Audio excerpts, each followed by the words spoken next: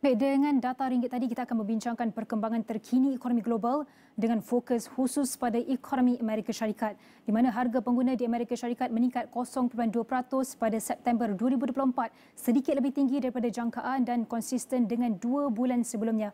Dan dengan peningkatan ini disebabkan oleh kenaikan harga tempat tinggal dan juga makanan, manakala harga tenaga jatuh mengurangkan kesan inflasi keseluruhan. Dari segi tahunan, kadar inflasi menurun kepada 2.4%, terendah sejak awal 2021, dan Rizal Persekutuan Amerika Syarikat dijangka mungkin menurunkan kadar faedah dalam masa terdekat selaras dengan inflasi yang semakin mendekati sasaran 2%, dan ini berpotensi memberi kesan kepada ekonomi global termasuklah Malaysia. Dengan itu, kita akan meneroka lebih lanjut bagaimana perkembangan ini memberi impak kepada pelaburan, perdagangan dan juga aliran ekonomi terutamanya di Malaysia. Jadi bersama dengan saya di dalam talian pada ketika ini adalah Profesor Emeritus Dr. Badroya Badai, Provos Malaysia University of Science and Technology atau MAS.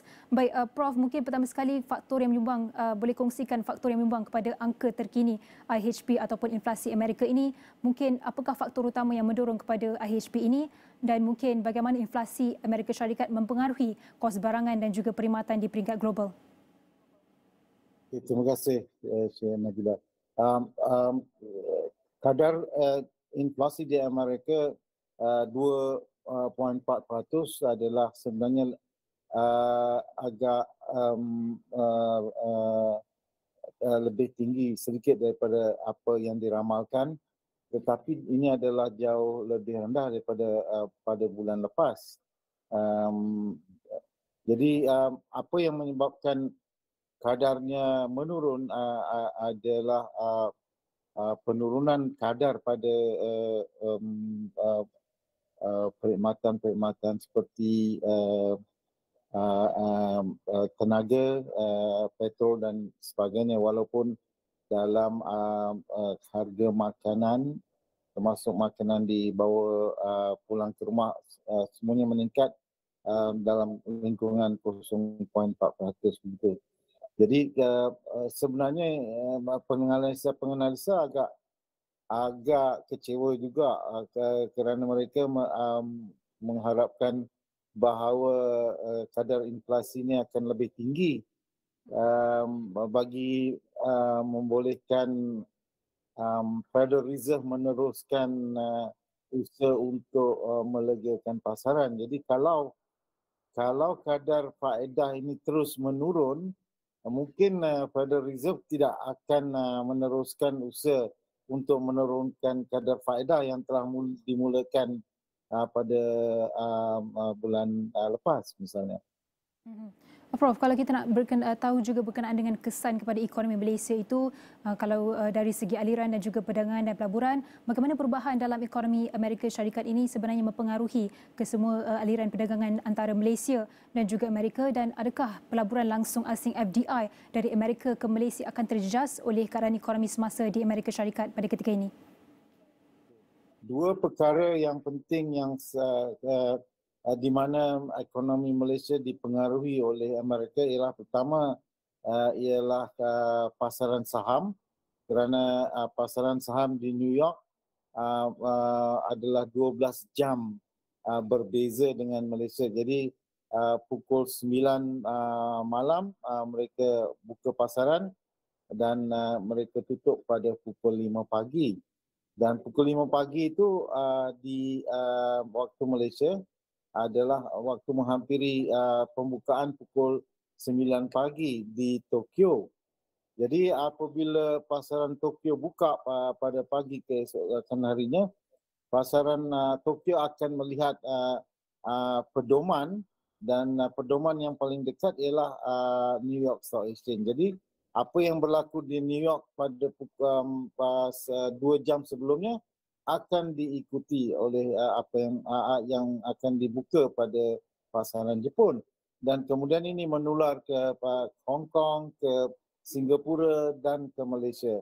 Jadi apa yang berlaku hari ini di Malaysia pukul 9 pagi tadi adalah apa yang terjadi di US. Itu menyebabkan ekonomi kita dipengaruhi secara tidak langsung oleh US. Dan apabila pasaran saham di US misalnya meningkat kita akan melihat pasaran di Kuala Lumpur juga akan meningkat dan ini meningkatkan sentimen di Malaysia dan keyakinan di Malaysia dan dia akan memberi kesan kepada keputusan pelabur-pelabur asing dan juga pelabur-pelabur sementara yang melabur dalam pasaran saham kita. Begitu juga kesan ke atas pertukaran asing. Apabila misalnya pengumuman dibuat tentang kadar inflasi yang semakin menurun di US, pasaran saham meningkat di US dan ini meningkatkan minat untuk pelabur-pelabur terus melabur di US daripada datang ke Malaysia misalnya. Dan ini melemahkan sedikit permintaan kepada ringgit Malaysia yang menyebabkan kadar pertukaran ringgit menjadi lemah dalam beberapa hari ini. Dan kita tidak tahu apakah yang akan berlaku seterusnya jika sekiranya Federal Reserve membuat keputusan untuk memberhentikan sementara penurunan kadar faedah. Kita jangkakan mungkin ringgit akan semakin lemah dan pasaran saham kita pun akan menjadi semakin lemah. Dan ini akan memberi kesan yang besar kepada keyakinan dan sentimen pasaran dan ekonomi di Malaysia. Baik Prof, secara ringkas berbakikan 1 minit berkenaan dengan ringgit yang melemah ini, bagaimana Bank Negara Malaysia boleh memainkan peranan dan apakah langkah yang perlu diambil oleh mereka untuk melindungi nilai ringgit Malaysia di tengah-tengah pergolakan global ini, Prof? Dalam jangka panjang kita perlu segera bertindak untuk lebih giat dengan BRIC dan kita perlu mengikuti arus de-dollarization, maknanya mengurangkan pergantungan kepada US dollar sebagai reserve tunai. Dalam jangka pendek, apa yang dilakukan oleh Bank Negara sangat berkesan memujuk syarikat-syarikat Malaysia untuk membawa pulang keuntungan dan pelaburan mereka untuk membolehkan ia menyokong ringgit dan ini akan meningkatkan lagi kadar pertukaran ringgit dengan US dollar. Terima kasih diucapkan kepada Profesor Emeritus Dr. Barjoy Bardai, Provost Malaysia University of Science and Technology MAS. Banyak lagi perbincangan selepas ini bersama dengan Termina Kausji dalam Niaga Spotlight bersama dengan Datuk Bandar Kuala Lumpur.